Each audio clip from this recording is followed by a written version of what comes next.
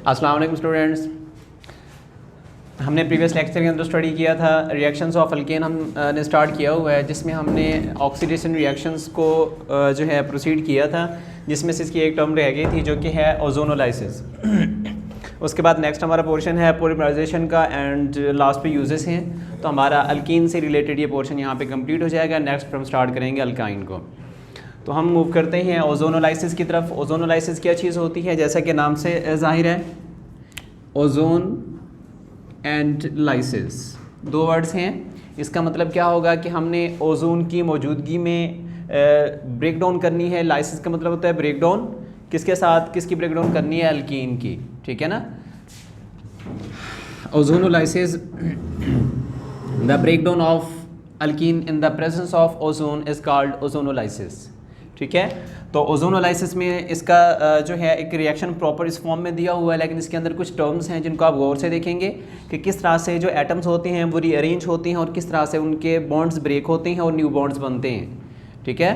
First of all हमारे पास जो एक सबसे सिंपल अल्कीन यहाँ पे ले रहे हैं, इसको चेंज भी कर सकते हैं।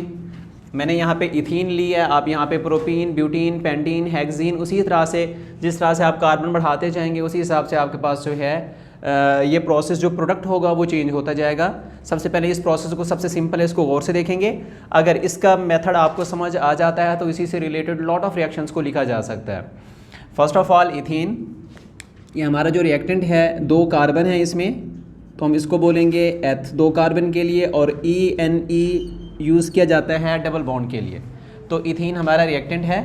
हमने इसके अंदर ओजोन को ऐड किया। ओजोन का फार्मूला क्या होता है? O3 molecular formula.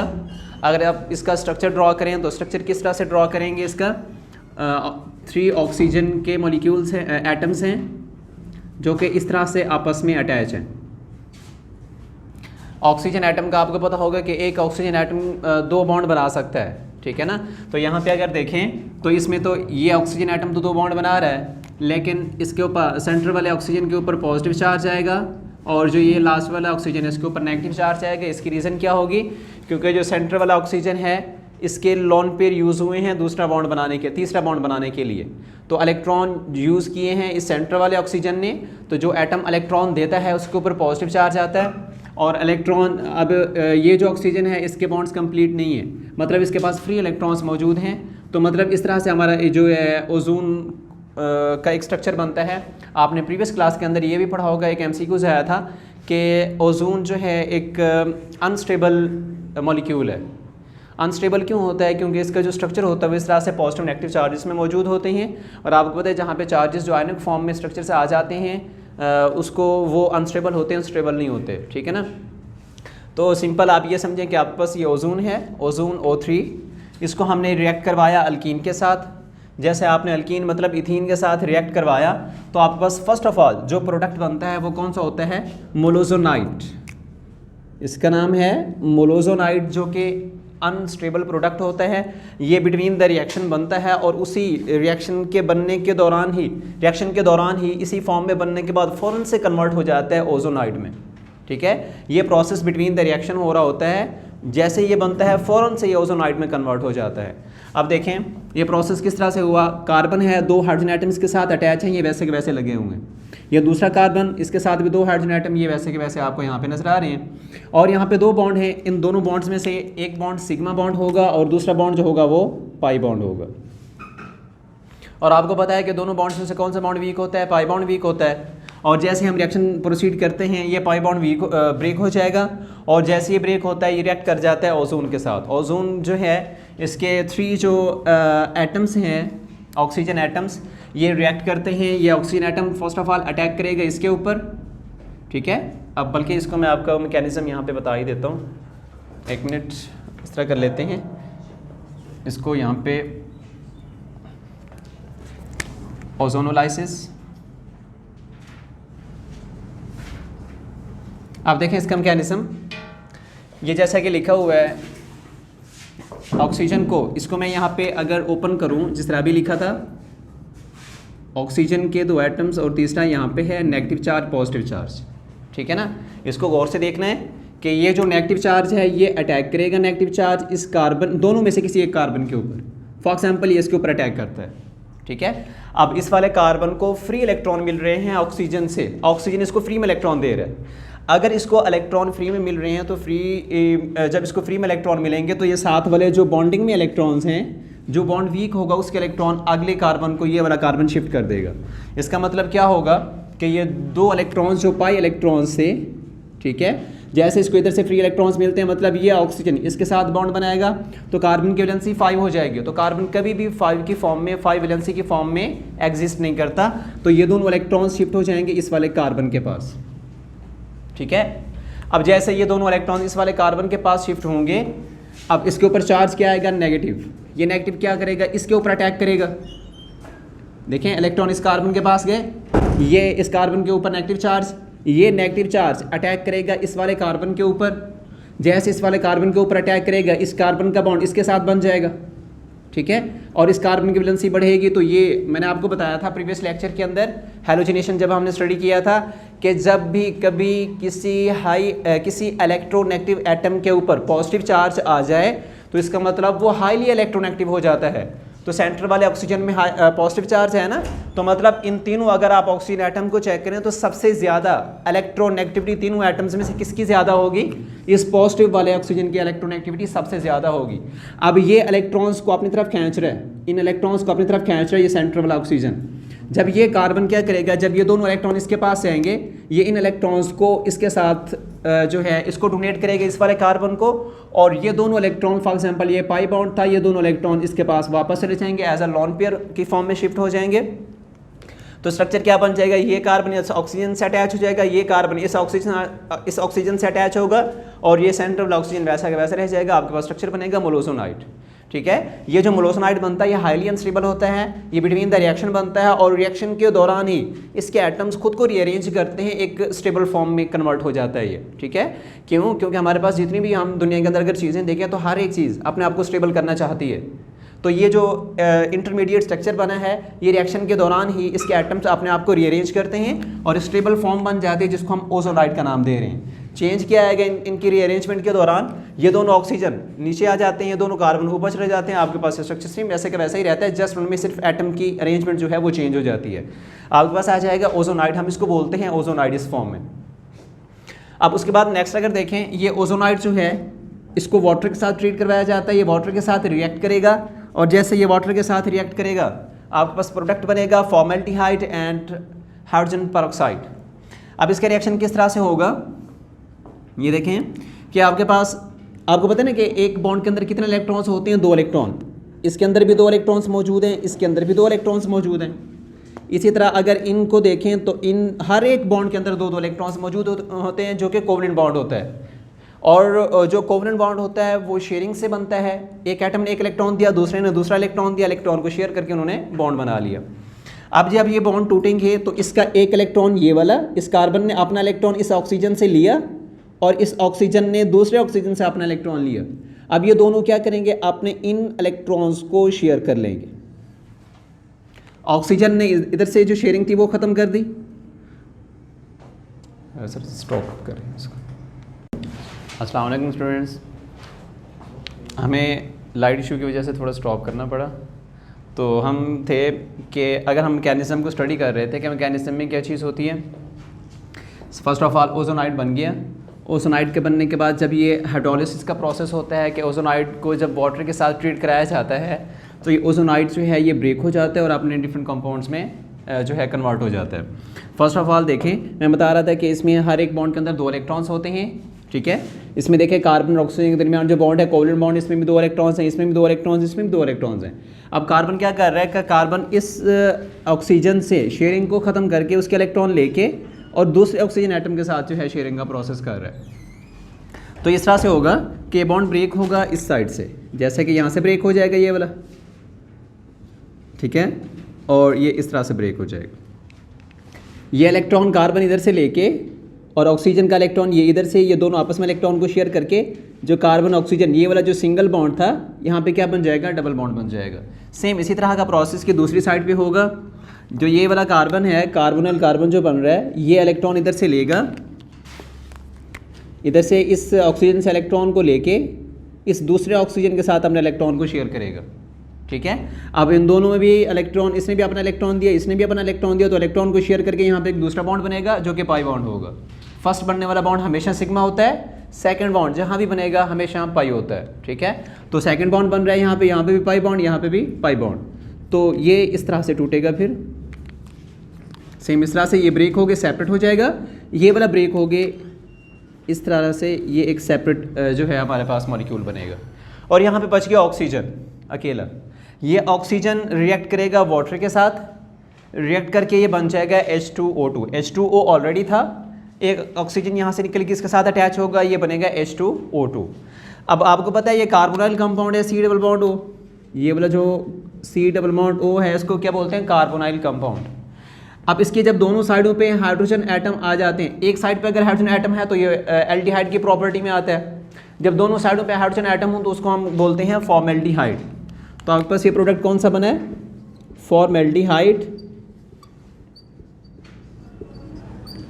और दूसरा प्रोडक्ट क्या है, वाटर ने ऑक्सीजन लेके इसके साथ मतलब रिएक्ट किया, तो आपके पास ये जो प्रोडक्ट बने H2O2, इसको बोलते हैं हाइड्रोजन परऑक्साइड, ठीक है। अब आपका जो ये फॉर्मेल्डिहाइड एक स्टेबल कंपाउंड है, ये तो आपका आपने प्रोडक्ट जो बनाना था एक प्रोडक्ट, तो आपके पास ये बन गया। लेकिन H2O2 क्या करते हैं, जब H2O2 को ट्रीट कराया जाता है जिंक के साथ, zinc in the form of dust, zinc को किस फॉर्म में लेंगे, डस्ट की फॉर्म में लेंगे। डस्ट का मतलब क्या होगा कि जिंक को पाउडर की फॉर्म में यहाँ पे यूज़ किया जाता है।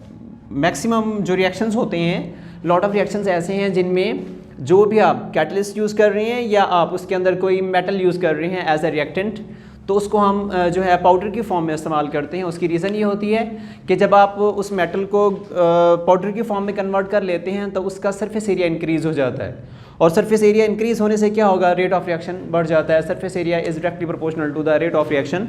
इस वजह से जिंक को यहाँ पे डस्ट की फॉर्म में इस्तेमाल करेंगे, पाउडर की फॉर्म में इस्तेमाल करते हैं। जिंक जाके इस हाइड्रोजन परऑक्साइड से रिएक्ट करेगा, इससे ऑक्सीजन को लेके हमारे पास बनेगा जिंक ऑक्साइड, एंड वाटर जो हमने यूज़ किया था वो यहाँ से रिलीज़ हो जाएगा। तो आपका मेन जो प्रोडक्ट है वो कौन सा है, देखें ये तो हाइड्रोजन परऑक्साइड है ना, इसको हमने रिएक्ट करवाया जिंक के साथ एक स्टेबल कंपाउंड बनाने के लिए, ठीक है ना। लेकिन हमारा असल मकसद क्या था कि हमने रिएक्शन क्यों प्रोसीड किया था, due to the formation of formaldehyde. तो फॉर्मेल्डिहाइड हम की प्रिपरेशन जो है हमारा असल मकसद था, हमने यहाँ पे फॉर्मेल्डिहाइड को प्रिपेयर कर लिया। अगर ये जो रिएक्शन है, अगर आपसे ये क्वेश्चन इस तरह से कहा जाता है कि how will you prepare the acetaldehyde from ozonolysis, acetaldehyde from ozonolysis. अब देखें यहाँ पे एक थोड़ा सा दिमाग अपना यूज़ करें। यहाँ पे देखें जो साइडेड इस कार्बन, जो डबल बॉन्डेड कार्बन एटम्स हैं, इसके साइड जो एटम्स हैं, इसके साइड पे जो एटम्स अटैच हैं, उनको हमने रिएक्शन के अंदर इन्वॉल्व नहीं किया है। यहाँ पे हाइड्रोजन एटम है, यहाँ पे हाइड्रोजन एटम है, इधर भी हाइड्रोजन है, इधर भी हाइड्रोजन है, तो जैसे ही वैसे थे वैसे के वैसे यहाँ पे प्रोड्यूस हो जाते हैं। और एक और बात याद रखेंगे यहाँ पे कि यहाँ पे कितने कितने कंपाउंड्स बन रहे हैं, एक मॉलिक्यूल इधर से निकल रहा है, दूसरा मॉलिक्यूल इधर से निकल रहा है, कितने मॉलिक्यूल्स बनेंगे, 2। तो आपके पास ये फॉर्मेल्डिहाइड जो बनेंगे, फॉर्मेल्डिहाइड के 2 मॉलिक्यूल यहाँ से रिलीज होंगे। अब दूसरा ये है कि अगर फॉर एग्जांपल मैं एस्टल्डिहाइड तैयार करना चाहता हूँ, एल्डिहाइड की कंडीशन क्या है, एल्डिहाइड के लिए आपको एक बात याद रखनी है, कार्बोनाइल कार्बन, इसकी एक साइड पे हाइड्रोजन एटम, ये एल्डिहाइड की पहचान है, ठीक है। अगर यहाँ पे मैं H लगा दूंगा तो फॉर्मेल्डिहाइड, CH3 लगा दूंगा तो एस्टल्डिहाइड। तो आपने अगर एस्टल्डिहाइड तैयार करना है तो आपका जो अल्कीन है, जो रिएक्टेड है, वो इथीन 2 कार्बन वाला नहीं होना चाहिए, वो कौन से कार्बन वाला हो, 3 कार्बन वाला होना चाहिए। फॉर एग्जांपल अब अगर मैं इसको इस तरह से चेंज कर दूं, एक साइड पे मैं CH3 लगा देता हूँ, फॉर एग्जांपल यहाँ पे लगा देता हूँ, तो यहाँ पे भी CH3 रहेगा एक जगह पे, ठीक है। तो CH3 एंड CH3 बल्कि कर लेते हैं, यहाँ पे भी CH3 करते हैं। हर एक कार्बन के साथ एक एक आपने कार्बन एटम बढ़ा देना है। CH3 मैंने यहाँ पे बढ़ाया, यहाँ पे भी CH3 वैसे का वैसा रहेगा। इस जगह पे भी एक कार्बन जो है, एक एक कार्बन के साथ आपने CH3 लगा देना है। तो इसी तरह से आपका जो प्रोडक्ट बनेगा, यहाँ पे क्या आ जाएगा CH3, और इस जगह पे भी क्या आ जाएगा CH3। और जो प्रोडक्ट बनेगा उसकी देखें, जैसे ये बना था ना, ये डबल बॉन्ड ऑक्सीजन, ये डबल बॉन्डेड ऑक्सीजन है, एक साइड पे हाइड्रोजन, दूसरी साइड पे क्या आ जाएगा, यहाँ पे CH3, दोनों से, इधर से भी ऐसे, इधर से भी वैसे। तो आपके पास प्रोडक्ट क्या बनेगा, एस्टल्डिहाइड, ठीक है। अगर आप ब्यूटानल्डिहाइड बनाना चाहते हैं, अब एक और चीज़ यहाँ पे मैं आपको बता दूं, अगर फॉर एग्जांपल मैं एक साइड पे तो एक कार्बन को बढ़ाता हूँ, दूसरी साइड पे नहीं बढ़ाता। फॉर एग्जांपल ये देखें, ये थोड़ा सा इसको समझने वाली चीज़ें, प्रोसेस वही है, सिर्फ थोड़ा सा माइंड को यहाँ पे यूज़ करना है। मैंने यहाँ से जो है ये प्रोसेस कंप्लीट इसको हटा दिया। अब ये जो है एक साइड पे तो मैंने हाइड्रोजन को कार्बन को बढ़ा दिया, दूसरी साइड पे वैसे का वैसा ही है। तो आपका ये वैसे का वैसा चलेगा, लेकिन जब प्रोडक्ट बनाएंगे तो आपके पास दो डिफरेंट प्रोडक्ट्स बनेंगे। यहाँ से क्या बनेगा, एस्टल्डिहाइड, और इस जगह से क्या बनेगा, फॉर्मेल्डिहाइड। ठीक है, तो एस्टल्डिहाइड फॉर्मेल्डिहाइड सेपरेट सेपरेट भी बना सकते हैं आप। सिर्फ अगर एस्टल्डिहाइड को प्रिपेयर करना चाहते हैं तो आप एक एक कार्बन बढ़ा दें, अगर फॉर्मेल्डिहाइड को प्रिपेयर करना चाहते हैं तो आप सिंपल अल्कीन लें, इथीन, और उससे जो है आप प्रोडक्ट तैयार कर लें। ठीक है, अब यहाँ से इसको ख़त्म कर देते हैं क्योंकि हमने सिंपल फॉर्म में रिएक्शन प्रोसीड किया था।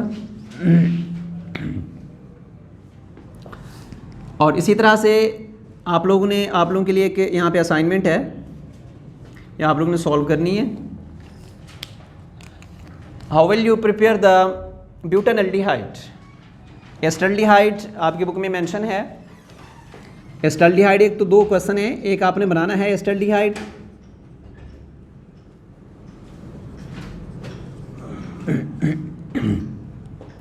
दूसरा जो आपने यहाँ पे प्रोडक्ट तैयार करना है ब्यूटानल्डिहाइड।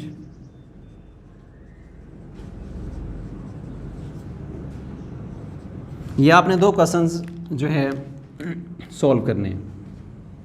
How will you prepare the acetaldehyde from ozonolysis and how will you prepare the butanaldehyde from ozonolysis. ठीक है, और इसका लास्ट पे यूज़ आता है, किसका यूज़ क्या है, ओजोनोलाइसिस किसको यूज़ किया जाता है, for the detection of double bond, for the position of double bond, कि हम हमारा जो कंपाउंड है हमें ये नहीं पता कि उस कंपाउंड में किस जगह पे डबल बॉन्ड है, तो हम अगर ये प्रोसेस करें ओजोनोलाइसिस का, हम ये पता लगा सकते हैं कि हमारे उस स्ट्रक्चर के अंदर किस जगह पे किन कार्बन्स के दरमियान में डबल बॉन्ड होगा। तो इसका पता लगाने के लिए भी हम इसका इस्तेमाल करते हैं। ये हमारा MCQs भी बनता है, तो यहाँ पे मैंने उसको मेंशन नहीं किया, उसको आप नोट कर लें कि डिटेक्शन ऑफ द या presence for the presence of the double bond, इसके लिए हम इसको इस्तेमाल करते हैं ओजोनोलाइसिस को, और ये हमारा एक इंपॉर्टेंट MCQs है। नेक्स्ट आ जाता है पॉलीमराइजेशन। पॉलीमराइजेशन ये वर्ड पहले भी हमने डिस्कस किया था। एक वर्ड है यहाँ पे पॉलीमर, ठीक है, और पॉलीमराइजेशन ये पूरा एक प्रोसेस है। किस चीज़ के लिए, पॉलीमर फॉर्मेशन जो है ये प्रोसेस कहलाता है। आप इसमें देखें, दो चीज़ें आप याद रखेंगे, एक इसमें देखें पॉलीमराइजेशन है ना, ये वर्ड हम यहाँ पे इसको सेपरेट कर लेते हैं, फॉर एग्जांपल पॉलीमर। ठीक है, अब इसमें हम पॉलीमर बनाते हैं पॉलीमराइजेशन के थ्रू। पॉलीमर क्या होता है, एक वर्ड है पॉली, पॉली का मतलब होता है मैनी, उसके बाद दूसरा वर्ड है मेराइज, मेराइज का मतलब होता है यूनिट्स। एशन जो वर्ड है लास्ट पे, इसको हमने पहले भी इसको डिस्कस किया था, जैसे हाइड्रोजिनेशन है या हैलोजिनेशन में, तो मैंने कहा था आप इसको इस तरह से याद रखेंगे एडिशन के नाम से। तो आपकी इसी से आपका आइडिया हो जाएगा हेडिंग से कि पॉलीमराइजेशन, पॉली का मतलब मैनी है, मेराइज का मतलब यूनिट है, और एशन वर्ड एडिशन से रिलेट कर लें आप, तो इसका मतलब क्या होगा, एडिशन ऑफ मैनी यूनिट्स, कि आप मुख्तलिफ यूनिट्स, स्मॉलर यूनिट्स होती हैं जिनको आपने एडअप करना है। एडअप करने से जो आप एक लेंथी स्ट्रक्चर बना लेंगे उसको हम पॉलीमर का नाम देंगे। ठीक है, अब इसकी डेफिनेशन देखें, the process by which small molecules, main point है ये कि आपने क्या करना है, small molecule join together, small molecule का आपस में आपने अटैच करना है, जॉइन करेंगे आपस में, उससे जो एक नई चीज़ बनेगी to form large molecule, the process is called polymerisation.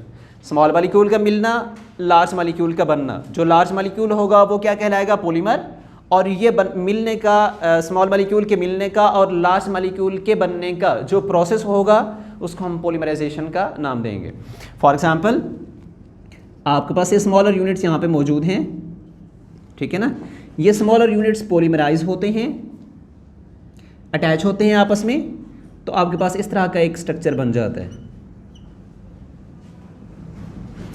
अब ये जो यूनिट्स हैं इनको आप डिफरेंट नेम्स दे सकते हैं। जो स्मॉलर यूनिट्स होते हैं इनका एक दूसरा नाम भी होता है। इन स्मॉलर यूनिट्स को हम जो है मोनोमर्स भी बोलते हैं, ठीक है ना। इन स्मॉलर यूनिट्स को मोनोमर्स भी कहा जाता है। मोनो का मतलब वन होता है, मेराइज मर्ज मतलब यूनिट है, यूनिट मोनो 1, मतलब क्या आ जाएगा 1 यूनिट, 1 यूनिट, ठीक है ना। तो इस तरह डिफरेंट मोनोमर्स होते हैं। या आपके पास क्या है, आप इनको दो तरह से आप आइडेंटिफाई कर सकते हैं, या तो आप इनको स्मॉल मॉलिक्यूल्स कह लें, स्मॉल मॉलिक्यूल्स, या दूसरा आप इसको क्या कह सकते हैं कि ये मोनोमर्स हैं, ठीक है। आप देखें, अगर आप स्मॉल मॉलिक्यूल्स की बात करेंगे तब आपके पास क्या बनेगा, एक लार्ज मॉलिक्यूल बनेगा। अगर आप मोनोमर्स की बात करेंगे तो आपके पास क्या बनेगा, पॉलीमर। बात एक ही है। The combination of small molecules to form a large molecule, the process is called polymerization, या the process in which monomers combine to form a polymers is called polymerization, ठीक है। तो स्मॉल मॉलिक्यूल्स का मिलना, लार्ज मॉलिक्यूल का बनना, या monomers का मिलना, पॉलीमर्स का बनना, प्रोसेस क्या कहलाता है, पॉलीमराइजेशन कहलाता है। सिंपल एग्जांपल है, जैसे तस्बीह की होती है ना, तस्बीह के अगर सेपरेट सेपरेट दाने कर लें तो आपके पास ये मोनोमर्स हैं, और उनको आपस में जोड़ के एक चेन बना लें तो क्या बनेगा, पॉलीमर कहलाएगा। इस तरह हमारे पास लॉट ऑफ स्ट्रक्चर्स होते हैं जिनको हम डेली लाइफ के अंदर इस्तेमाल करते हैं, जैसे प्लास्टिक वगैरह और भी बहुत सारी चीज़ें होती हैं जो पॉलीमर से बनाकर हम अपनी लाइफ के अंदर जो है उनका इस्तेमाल करते हैं। उसके बाद नेक्स्ट आ जाता है इसी से रिलेटेड, पॉलीमर क्या चीज़ है। अभी हमने स्टडी किया कि पॉलीमर क्या होता है, एक लार्ज मॉलिक्यूल होता है, molecules with repeating structural units, repeating structural units के रिपीटिंग स्ट्रक्चरल यूनिट का मतलब क्या होगा, जैसे देखें ये एक मॉलिक्यूल है, ये आपस में अटैच हो रहे हैं, एक मॉलिक्यूल फिर दूसरा फिर तीसरा फिर चौथा, इसी तरह से लॉट ऑफ मॉलिक्यूल्स हैं जो आपस में इस तरह अटैच होते जाएंगे और आपके पास एक मुकम्मल स्ट्रक्चर बन जाएगा, उसको हम पॉलीमर का नाम देंगे। अब रिएक्शन के ऊपर गौर करना है आपने। रिएक्शन है आपके पास, रिएक्शन में हमने सबसे सिंपल एग्जांपल ली है, वो एग्जांपल है CH2 double bond CH2 alkyne, ethene की सबसे इथीन जो है सिंपल फॉर्म में अल्कीन की, हमने इसको लिया। अब यहाँ पे मैंने मल्टीप्लाई किया n से, n का मतलब क्या होगा, n का मतलब है नंबर ऑफ मोनोमर्स, n उसकी स्ट्रेंथ का बता रहा है, उसके नंबर्स का बता रहा है, ठीक है। कि आपके पास ये जो इथीन के मॉलिक्यूल्स हैं वो कितने मॉलिक्यूल हैं, वो डिपेंड करेगा इसके ऊपर। आप 2 लेना चाहते हैं, 4 लेना चाहते हैं, 10 लेना चाहते हैं, 1000 2000, ये खरबों की तादाद में हो सकते हैं, वो डिपेंड करेगा आपके ऊपर कि आप किस तरह का पॉलीमर बनाना चाहते हैं, ठीक है ना। अब ये n है, उसके नंबर्स हैं कि आप कितने नंबर जो है इसके, कितने मॉलिक्यूल्स यहाँ पे अटैच करना चाहते हैं। तो इसी तरह से जैसे अब इसके अंदर पाई बॉन्ड है ना, तो पॉलीमराइजेशन में क्या होगा, एडिशन का प्रोसेस है। यहाँ पे हमने बात की ना एडिशन की, शुरू में मैंने बताया था। तो एडिशन में क्या चीज़ होती है, पाई बॉन्ड ब्रेक होता है हमेशा। एडिशन का जहाँ भी रिएक्शन होगा पाई बॉन्ड हमेशा ब्रेक होगा, तो इसका पाई बॉन्ड ब्रेक होगा। अब इसको इस तरह से देखें कि आपके पास CH2 है ना, CH2 डबल बॉन्ड CH2, अगर इसके पाई बॉन्ड को ब्रेक करते हैं, फॉर एग्जांपल इसका पाई बॉन्ड ब्रेक हुआ ये, ठीक है ना। अब जैसे पाई बॉन्ड ब्रेक होगा, इसका एक इलेक्ट्रॉन इस साइड पे, इसका इलेक्ट्रॉन इसके अपनी साइड पे आ जाएगा, मतलब इस साइड से भी वैलेंसी फ्री है, इस साइड से भी वैलेंसी फ्री है। कोई दूसरा जब कंपाउंड आएगा वो क्या करेगा, अब दूसरा कंपाउंड आया, फॉर एग्जांपल ये दूसरा मोनोमर है CH2 डबल बॉन्ड CH2, अब ये क्या करेगा, इसका भी पाई बॉन्ड टूटेगा, इसकी वैलेंसी फ्री है, इसकी यहाँ से वैलेंसी फ्री। अब ये कार्बन अपना इलेक्ट्रॉन, ये कार्बन अपना इलेक्ट्रॉन, दोनों अपना अपने इलेक्ट्रॉन को यहाँ पे शेयर कर लेंगे, ठीक है, और इनके दरमियान एक प्रॉपर बॉन्ड बन जाएगा, दोनों अटैच हो जाएंगे। और तीसरा मॉलिक्यूल आएगा वो इसी प्रोसेस के थ्रू अटैच होगा, चौथा आएगा वो इसी प्रोसेस के थ्रू अटैच होगा। इस तरह डिफरेंट मॉलिक्यूल्स आपस में अटैच होते जाएंगे और हमारे पास एक लेंथी स्ट्रक्चर बनेगा जिसको हम पॉलीमर का नाम देते हैं, ठीक है ना। जैसे कि यहाँ पे है CH2 डबल बॉन्ड CH2, यहाँ से n से मल्टीप्लाई किया, n नंबर ऑफ मोनोमर्स हैं, तो आपके पास ये प्रोडक्ट बनेगा CH2 बॉन्ड CH2, यहाँ से भी मैंने बॉन्ड को फ्री कर दिया, यहाँ से भी फ्री कर दिया, मतलब यहाँ से भी ग्रुप अटैच हो सकता है, यहाँ से भी ग्रुप अटैच हो सकता है। ये ग्रोइंग स्टेज होती है कि इस तरह से जो है आपका स्ट्रक्चर इंक्रीज होगा, लेंथी होता जाएगा, और यहाँ पे n का मतलब सेम वही आ जाएगा, जितने आप यहाँ पे मोनोमर यूज़ करेंगे उतने आप यहाँ पे अटैच करेंगे, ठीक है। तो आपके पास एक प्रॉपर स्ट्रक्चर्स बनते हैं, और ये पॉलीमराइजेशन से रिलेटेड हमारा चैप्टर नंबर 14 है इसी बुक के अंदर, उसको हम वहाँ पे इसी टॉपिक को, पॉलीमराइजेशन को, उस पूरे चैप्टर के अंदर हम डिटेल से स्टडी करेंगे।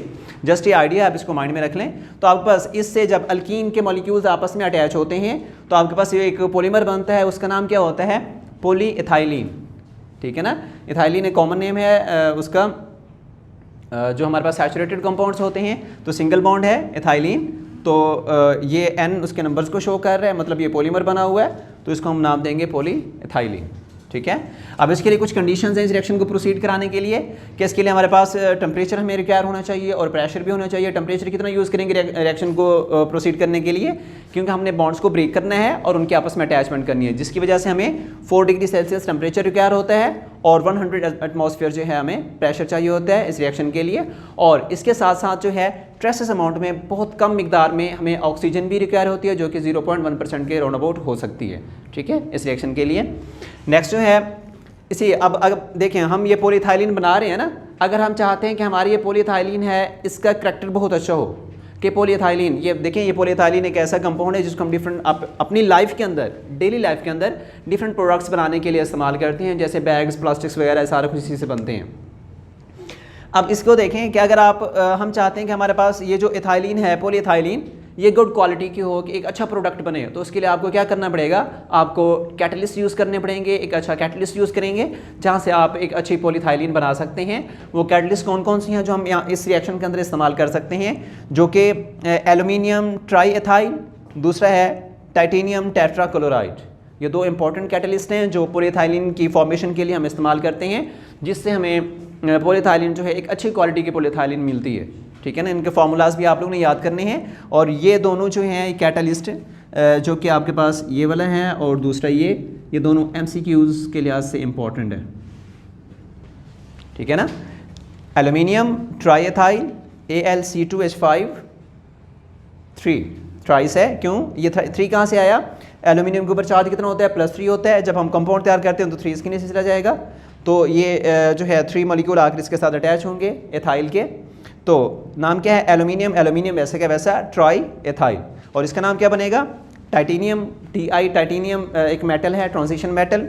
और क्लोरीन कितने हैं, 4 हैं। टाइटेनियम टेट्रा, 4 के लिए हम टेट्रा का वर्ड इस्तेमाल करते हैं। और दूसरा जो है क्लोरीन, जब क्लोरीन के ऊपर नेगेटिव चार्ज है तो उसको हम क्लोराइड के नाम से डिनोट करते हैं। तो टाइटेनियम टेट्रा क्लोराइड, ये 2 कैटलिस्ट हैं जो आप इस मकसद के लिए इस्तेमाल कर सकते हैं। नेक्स्ट हमारे हैं यूजेस के, जो अल्कीन है, अल्कीन के क्या यूजेस हुए हैं और इनको हम कहाँ कहाँ इस्तेमाल कर सकते हैं, जिनमें से सबसे पहले हम अल्कीन को यूज़ करते हैं for the manufacturing of different compounds, different substances बनाने के लिए हम इसका इस्तेमाल करते हैं। जैसा कि हमने अभी यहाँ पे एक प्रोडक्ट तैयार किया था पॉलीइथाइलिन, ठीक है। और इसके अलावा हम प्लास्टिक मटेरियल, डिफरेंट और भी मटेरियल इस्तेमाल करते हैं, जैसे कि पॉलीइथाइलिन। और प्लास्टिक मटेरियल कौन कौन से यूज़ करते हैं, टॉयज़, केबल्स, बैग्स, बॉक्सेस वगैरह, ये सारे कहाँ से बनाए जाते हैं, ये जो है पॉलीमराइजेशन के थ्रू हम बनाते हैं, पॉलीमराइजेशन ऑफ अल्कीन। यहाँ पे कोई भी अल्कीन आप लेंगे उसी हिसाब से आपके पास पॉलीमर्स बनेंगे और उनका हम इस तरह उसमें डिफरेंट फैक्टर्स के थ्रू हम उसको प्रिपेयर करके अपनी लाइफ के अंदर जो है उसका इस्तेमाल करते हैं। नेक्स्ट इसका यूज़ क्या है, आर्टिफिशियल रैपनिंग ऑफ फ्रूट्स, ये मोस्ट इंपॉर्टेंट शॉर्ट क्वेश्चन है,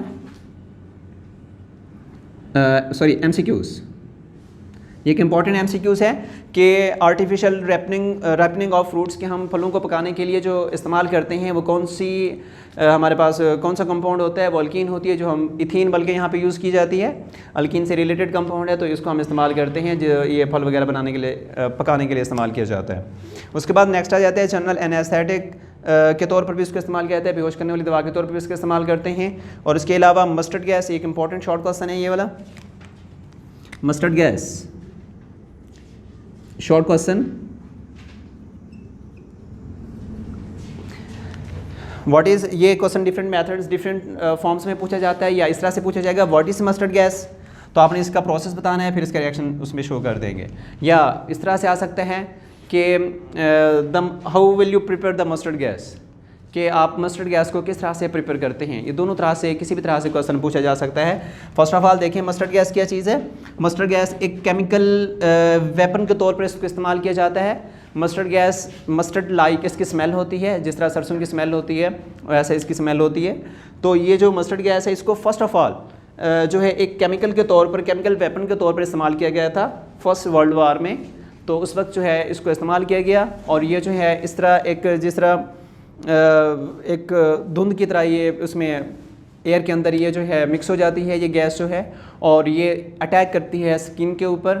और स्किन जो है जैसे स्किन के ऊपर ये अटैक करती है ह्यूमन स्किन के ऊपर, तो स्किन के ऊपर ना इस तरह के ब्लिस्टर्स वगैरह बन जाते हैं। ब्लिस्टर मतलब छाले वगैरह बन जाते हैं उसके ऊपर, ठीक है। तो इसको फर्स्ट ऑफ ऑल यूज़ किया गया था फर्स्ट वर्ल्ड वार में। ये उसका MCQs भी बन सकता है ये वाला, ठीक है, एक केमिकल वेपन है ये। और इसको हम बल्कि मस्टर्ड गैस के नाम से इसको डिनोट करते हैं, लेकिन असल में अगर इसको देखा जाए तो ये प्रॉपर गैस नहीं है। जब ये रिएक्ट कर जाती है तो एयर के अंदर जब ये इंटर हो जाती है तब ये गैस फॉर्म में कन्वर्ट हो जाती है, लेकिन प्रॉपर अगर हम नॉर्मल इसकी कंडीशन देखें तो ये क्या होता है, हाईली विस्कस लिक्विड होता है ये। ठीक है, तो हाईली विस्कस लिक्विड क्या है, विस्कस का मतलब होता है ये गाढ़ा एक लिक्विड होता है। जब हम इसको अप्लाई कर देते हैं, जब हम इसको जो है एटमॉस्फेयर में इसको अप्लाई करते हैं तो ये उसके अंदर हवा के अंदर मिक्स हो जाती है in the form of fog. ठीक है, जिस तरह वाटर लिक्विड है ना, सेम उसी तरह से है। तो इसका अटैक कहाँ पे होता है, इसका अटैक जो है हमारी स्किन के ऊपर होता है। स्किन के ऊपर इसका मेन फैक्टर क्या है कि ब्लिस्टर्स बन जाते हैं, इस तरह के आबले वगैरह बन जाते हैं। तो इसकी फॉर्मेशन किस तरह से होगी, फॉर्मेशन में सेम वही चीज़ इथीन से हम इसको प्रिपेयर करते हैं। इथीन आपका रिएक्टेंट होगा, आप इसको ट्रीट करेंगे H2Cl2 के साथ। थायोनाइल क्लोराइड इसका नाम है, H2Cl2 thionyl chloride. Thionyl chloride के साथ आप अल्कीन का रिएक्शन करवाते हैं इथीन का। जैसे ही रिएक्शन करवाते हैं आपके पास एक प्रोडक्ट तैयार होता है जो कि SCH2CH2Cl, और उसी क्योंकि सल्फ़र जो है, सल्फ़र की प्रॉपर्टीज़ मैंने आपको बताई थी कि सल्फ़र आपको कहीं पे 2 बॉन्ड्स बनाता हुआ नजर आएगा, कहीं पे 4 और कहीं पे 6। इसकी प्रॉपर्टीज़ के ऊपर डिपेंड कर रहा होता है। ठीक है ना, अगर सल्फ़र जो है 2 बॉन्ड बना रहा है मतलब इसके पास 2 लॉन पेयर्स मौजूद हैं। अगर वो 4 बॉन्ड बना रहा है तो इसके पास 1 लॉन पेयर मौजूद होगा। ठीक है, अगर वो 6 बॉन्ड बना रहा है तो उसके पास कोई भी लॉन पेयर नहीं होता। तो यहाँ पे सल्फ़र किस फॉर्म में बॉन्ड बना रहा है, 2 बॉन्ड बना रहा है, तो इसका मतलब इसके पास 2 लॉन पेयर यहाँ पे मौजूद होते हैं। ठीक है, अब इसके साथ जो अल्कीन कितने हमारे पास 2 मॉलिक्यूल थे, पाई बॉन्ड ब्रेक हुआ। जैसे ही पाई बॉन्ड ब्रेक होगा, एक किधर से वैलेंसी फ्री होगी, एक किधर से वैलेंसी फ्री हो जाएगी, एक आकर सल्फर से अटैच हो जाती है, दूसरी जो होती है वो इस क्लोरीन से अटैच हो जाती है। ठीक है ना, इसी तरह दूसरी साइड भी इसी तरह का प्रोसेस होगा। तो आपके पास ये बनेगा सल्फर से दो मॉलिक्यूल ये वाले अटैच हो जाएंगे, 2 क्लोरीन के एटम अटैच हो जाते हैं इसके साथ, और लास्ट में जो है सल्फर जो है in the form of gas यहाँ से रिलीज हो जाती है। तो हमारा जो प्रोडक्ट था जो हमने प्रिपेयर करना था वो क्या चीज़ है, ये मस्टर्ड गैस है। ठीक है ना, तो मस्टर्ड गैस इसका आप नाम कैसे लिखेंगे, ये क्वेश्चन MCQs में भी आता है कि what is the formula of the mustard gas. आपको डिफरेंट फार्मूलाज दिए जाएंगे, आपने उसमें से सिलेक्ट करना होगा कि मस्टर्ड गैस का फार्मूला कौन सा है। या तो आपको उसमें फार्मूला दिया जाएगा MCQs के अंदर, या फिर इसका नाम दिया जाएगा। ठीक है, नाम, इसका प्रॉपर नेम, इसका एक तो नेम हम दे सकते हैं। जैसे देखें ना, सल्फर यहाँ पे है, आपने नंबरिंग यहाँ से स्टार्ट करनी है, सल्फर से ही स्टार्ट लेनी है। तो अगर इस साइड से ऊपर से अगर देखें तो ये अल्फ़ा कार्बन है, तो इस सल्फ़र के साथ नीचे वाली कार्बन ये भी अल्फ़ा कार्बन, उसके साथ वाली कार्बन बीटा कार्बन, तो इसके साथ वाली अल्फ़ा के साथ वाली कार्बन हमेशा बीटा कार्बन होती है। तो आप इनके अंदर डिफरेंस क्रिएट करने के लिए एक को डैश से शो कर दें, एक को सिंपल फॉर्म में रहने दें। फॉर एग्जांपल ये नीचे वाले हैं अल्फ़ा, इसको मैंने अल्फ़ा डैश कर दिया और बीटा को बीटा डैश कर दिया। ठीक है, अब इसका नाम कैसे लिखेंगे आप, बीटा डैश, क्या चीज़ अटैच है, क्लोरीन है। तो कितने हैं, 2 हैं, 2 के लिए वर्ड यूज़ किया जाता है डाई का, बीटा डैश डाई क्लोरो। कितने कार्बन हैं, 2 हैं, 2 के लिए क्योंकि इनकी वैलेंसी फ्री है साइड पे, तो ये एथाइल ग्रुप है, beta dash die chloro ethyl. ठीक है ना, और सल्फर है, सल्फर के हम वर्ड यूज़ करेंगे सल्फाइड का। ठीक है, beta dash die chloro ethyl sulphide. ठीक है, ये इस मस्टर्ड गैस का नेम है। और इसका अगर आप प्रॉपर आयुपिक नेम देना चाहें तब भी आप उसका दे सकते हैं। सेम इसी तरह से आपने उसका नाम देना है। सल्फर के साथ वाली कार्बन, ये भी कार्बन नंबर 1 है, ये भी कार्बन नंबर 1 है, ये भी कार्बन नंबर 2 है, ये भी कार्बन नंबर 2 है। तो डिफरेंस क्रिएट करने के लिए आप क्या करेंगे, इसको 1 डैश कर लें, इसको 2 डैश कर लें। सेम उसी हिसाब से नाम बनेगा 2 dash die chloro ethyl sulphide. ठीक है, अब उसके आगे है लास्ट के, इसका यूज़ है स्टार्टिंग मटेरियल, कि हम जो है अल्कीन को एज अ स्टार्टिंग मटेरियल के तौर पर भी यूज़ करते हैं। जैसे कि इंडस्ट्रीज़ के अंदर डिफरेंट प्रोडक्ट्स तैयार करने के लिए हम इसका इस्तेमाल करते हैं, जो कि ग्लाइकोल, हमने ये सारे इसके जो हमने रिएक्शंस किए हैं ना, उनके नाम से यहाँ पे बताए जा रहे हैं। रिएक्शंस ऑफ अल्कीन के अंदर जो आपने जितने भी रिएक्शंस किए हैं, जैसे वहाँ पे हमने ग्लाइकोल तैयार किया, एथाइल हैलाइड तैयार किया, और एथाइल अल्कोहल में से जो मोस्ट इंपॉर्टेंट है जस्ट उनके नाम यहाँ पे दिए हुए हैं, जो प्रोडक्ट्स हमने अल्कीन से तैयार किए थे। जैसे ग्लाइकोल हमने तैयार किया था ना, तो ग्लाइकोल जो है, ग्लाइकोल बेसिकली होता है क्या, ये एंटी फ्रीजिंग एजेंट है। ये किसी चीज़ को फ्रीज़ होने से बचाने के लिए इसका इस्तेमाल किया जाता है ग्लाइकोल का। और इसी तरह एथाइल क्लोराइड के भी डिफरेंट यूजेस हैं। एथाइल अल्कोहल ये ड्रिंकिंग पर्पज़ के लिए इस्तेमाल किया जाता है। जो ये शराब वगैरह होती है बेसिकली एथाइल अल्कोहल ही होता है जिसको ड्रिंकिंग के लिए यूज़ करते हैं। और अगर आप इसकी टाइप को चेंज करेंगे, एथाइल अल्कोहल की बजाय अगर आप फॉर एग्जांपल लेते हैं ना मेथाइल अल्कोहल, सिर्फ एक कार्बन को चेंज किया, एथाइल की बजाय अगर आप मेथाइल लेंगे तो जो मेथाइल अल्कोहल होता है वो ड्रिंकिंग पर्पज़ के लिए इस्तेमाल नहीं होता, वो पॉइजनस होता है, उससे डेथ भी हो जाती है, ठीक है ना। तो इस वजह से जो ड्रिंकिंग पर्पज़ के लिए जो इस्तेमाल किया जाता है अल्कोहल, वो कौन सा होता है, एथाइल अल्कोहल होता है। तो इस तरह हम अपनी डेली लाइफ के अंदर इन सब चीज़ों का इस्तेमाल करते हैं। तो हमारा पोर्शन ये वाला यहाँ पे ख़त्म हुआ। नेक्स्ट हम स्टार्ट करेंगे अल्कीन को।